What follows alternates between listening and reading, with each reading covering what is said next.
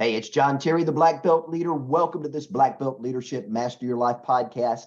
I heard a quote from my pastor, Corey Cangelosi, a couple of weeks ago. An interesting statement that he made during a message that he was delivering that stuck with me.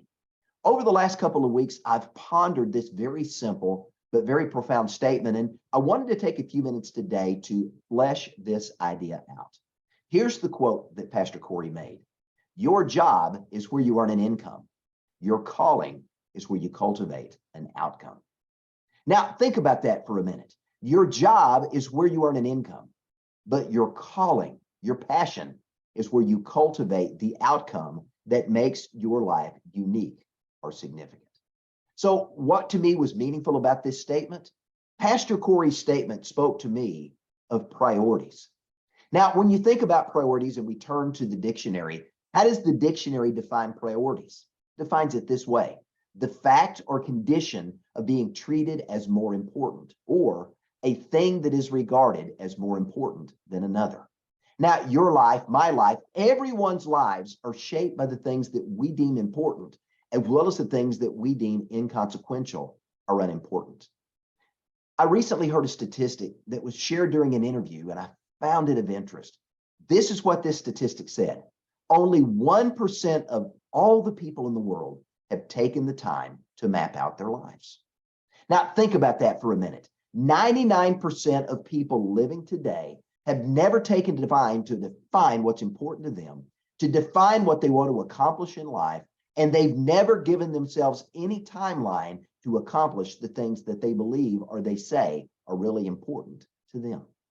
Now, in this same interview, the guest that was being interviewed pointed out that 8 out of 10 people can't even name a single goal, an outcome, or an objective that they would like to accomplish or achieve at any point in their lives. Now, think about those two statistics. The fact that only 1% have really defined their lives, and 8 out of 10 can't even define and state one goal that they want to accomplish at some point in their lives. People have accepted the status quo belief that you go to work to earn a living so you can pay the bills, you can have a little bit of fun, and repeat the process day after day, week after week, month after month, and year after year for the rest of your life. I believe there's more. And how sad is it to go aimlessly through life without direction or purpose or discovery and fulfillment of what it is that you've been put on this earth to do, to discover and develop and deploy your black belt leader within and to find that calling that inspires you to greatness.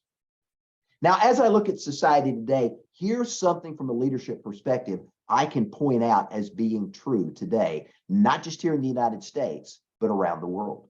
Society as a whole has accepted mediocrity. It's okay to simply be okay. It's fundamentally fine simply to be average, lackluster, or mediocre when it comes to how you live your life. This has become the new normal. And as I look at this from a leadership perspective, I can point to the fact that this is a failure of self-leadership. Now, part of this to blame is parents that aren't teaching their children to raise themselves, and that's because many parents today haven't learned to lead themselves and they can't model leadership in front of their children. But it also points to our current educational system that's focused on teaching our children what to think or how to think in a certain way, rather than teaching them to learn to think for themselves, to discover their passion and their calling and pursue it with abandon. What we're seeing today taught is teachers and institutions are teaching successive generations to simply be good followers, not good leaders. And it's been that way for decades. People who are taught what to think and not how to think are dissuaded from thinking for themselves. And people who are taught what to think and not how to think are easily controlled. And as a result of that, those individuals never step in to their greatness. That's why only 1% have taken the time to map out their lives and really uncover their giftings, their passions, and their calling, and discover their reason for being placed on this earth. Now, I like to believe that black belt leaders are in this 1% category. Why? Black belt leaders that I've had an opportunity to work with and those that have read my books taken my courses or attended a workshop or a seminar session, or they've heard me speak, they've taken the time to look deeply within themselves and to realize that they have been put on this earth on purpose for a purpose. And as a result of that, they've discovered who they are and what they've been put here to do. Now they've engaged in an endless quest to personal and professional development to do one thing, to develop themselves so that they can fully achieve and fulfill their potential and make their purpose become a reality in their lives. Black belt leaders aren't just here to earn an income. They are here to cultivate an outcome. Remember the quote, your job is where you earn an income. Your calling is where you create an outcome. Now, in the interview I was listening to, the entrepreneur that was being interviewed shared a very interesting story. He said when young people come into his employ and he hired them in his business, the very first thing he does is not teach them what to do in the job he's hired them to do. The very first thing he does is he walks them through a very simple exercise to help them map out a plan for success in their lives. He said, after all, if you're going to work for a 1%er, the very first thing I need to do so we get on the same page is to teach my employees to also be 1%ers in the way they live their lives. So he asked them some very simple questions like this. What is it that you want to accomplish in life? Where do you want to live? What kind of vehicle do you want to drive? What does your dream house look like? If given a choice, where would you like to go on vacation? Are there places you would love to see before you die? And when would you like to go see them? What type of pet would you like to have? What would you name that pet? How much money would you like to save for retirement? Are there other things that you would like to accomplish or other goals that you'd like to pursue that you haven't listed here? Now, notice what he's doing. This entrepreneur is asking some very specific, practical questions that take each and every one of these young, impressionable lives, many of them for the very first time, on an introspective journey to look inside themselves, to discover what's truly important to them, and to uncover what their passion and their calling really looks like. He's taking them on a journey to discover, develop, and deploy their black belt leader within. It's about helping them prioritize their lives, not just for success, but for significance. Now, don't get me wrong. Having an income is important because we all need money. But what separates the 1% from the 99% is the 99%ers see themselves as an employee, a follower, giving their time and talent in exchange for a wage, following someone else. While there's nothing wrong with this, and it's a noble profession, how is it that many of the 99 are perhaps selling themselves short by not developing their own talent, not developing their own gifts, and not developing and cultivating that belief in themselves so they can venture out on their own and find a way to make their passion project their life's work and get paid to do so? Now, the great innovators of the past have done this very successfully, and many of the change agents that we know from recent history have done very similar things. Some of the great innovators like Thomas Edison, Henry Ford, Andrew Carnegie, George Washington Carver, all used their innovative skills to pursue a passion project.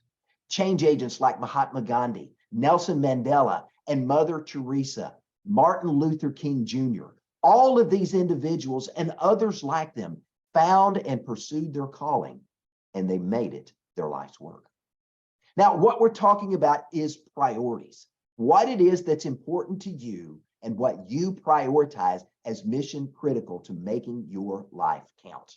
It's about embracing and pursuing your passion rather than just simply settling for someone else's passion and you simply being there to help them achieve their goals, their dreams, and their ambitions, while your goals and dreams and ambitions never see the light of day. They are never birthed in giving an opportunity to grow and to become all that they could be. Now, in speaking to a number of audiences and working with a number of organizations over the years, I've found that there are far too many people that are content to simply work for money. For them, it's an exchange of time, energy, and resources for a paycheck. Now, the top 1% realize their work is not for money, but it's for what money can provide for them. The lives it can influence, the lives it can help, the lives it can change for the better. They work for money and what money can do for them because they see it as an opportunity to champion a cause that they care about, to make a difference in the lives of others, to change things for the better, to make the outcomes come true in their own lives, and to help them realize their goals, their dreams, their ambitions, and their aspirations for the future. Think about it this way. 99% of people see money as the end. It's about having enough to survive and to get through another day, another week, another month, or another year. But the 1% see money differently. They don't see it as an end. They see it as a means to an end. Now, that's a subtle difference, but it's one that transforms how they see and how they live life. So what about you? Are you one of the 99% or are you one of the 1%? When it comes to living life today, are you okay with simply earning an income? Or is there something stirring within inside of you? A restlessness because you know there's more for you? Is there a sense of a calling or a purpose or a passion that there's more for you to do than simply punch a clock 5 or 6 days a week? Is there a passionate desire to make a difference in a time that makes a difference with people who need a difference made in their lives? If that's stirring in you, you have the potential to become a 1%er. So how do you do that? Ask yourself these 7 questions. Do you know what you've been put on this earth to do? If you have, are you actively pursuing that passion project, that calling in your life? Question number 3, do you have clearly defined goals, both personal and professional? If yes, do you have timelines to reach and achieve those goals? Question number 5, are you making and tracking your progress as you're pursuing your passion calling in life? Question number 6, are you working for money or what money can do for you? Question number 7, do you have a clearly outlined personal growth plan for your life? Now, here's what I can tell you. If you answered yes to these 7 questions, congratulations, you're in the 1%. If you answered at least half of those yes, you're well on your way to becoming a 1%er. But if you can't answer yes to those questions, there's still hope. There's still opportunity because today is the day you can make the choice. You get to decide to stop settling for being one of the 99%, and you can commit to discovering, developing, and deploying your own unique black belt leader within and start living life on purpose for a purpose. What am I talking about? I'm talking about becoming a black belt master of who you are and what you've been called to do so you can make an impact in this world and a positive transformational difference in the lives of others who want and need what you have to offer. My mentor, Dr. John Maxwell, I've heard him say often, once you've tasted significance, success will never satisfy you. Now, you can be successful in your job or in a career, and that's admirable in and of itself, but it's not the same thing as living a life of significance. But when you pursue your calling, you've got the opportunity to create significant outcomes that change the lives of other people for the better. And at the same time, it changes you as well. And as you become a better version of you, you become a better version of yourself to give to the world, live a life of significance, and make an impact in the lives of other people. Let me leave you with this. Remember that successful people do daily what unsuccessful people do sometimes or not at all. So what are you going to do starting today to embrace your calling so that you can cultivate the outcome that's going to ultimately bring you the fulfillment that you crave as you fulfill what you've been put on this earth to do? Remember, you've been put on this earth on purpose for a purpose.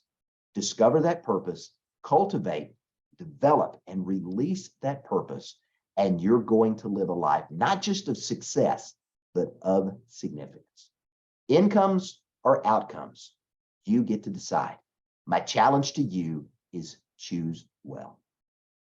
Hey, I'm John Terry, the Black Belt Leader. I want to say thanks for joining me for today's podcast. And if you need some help or some additional resources to help you establish priorities and create the goals and objectives and build that framework for your life, let me encourage you to go visit my website, beablackbeltleader.com.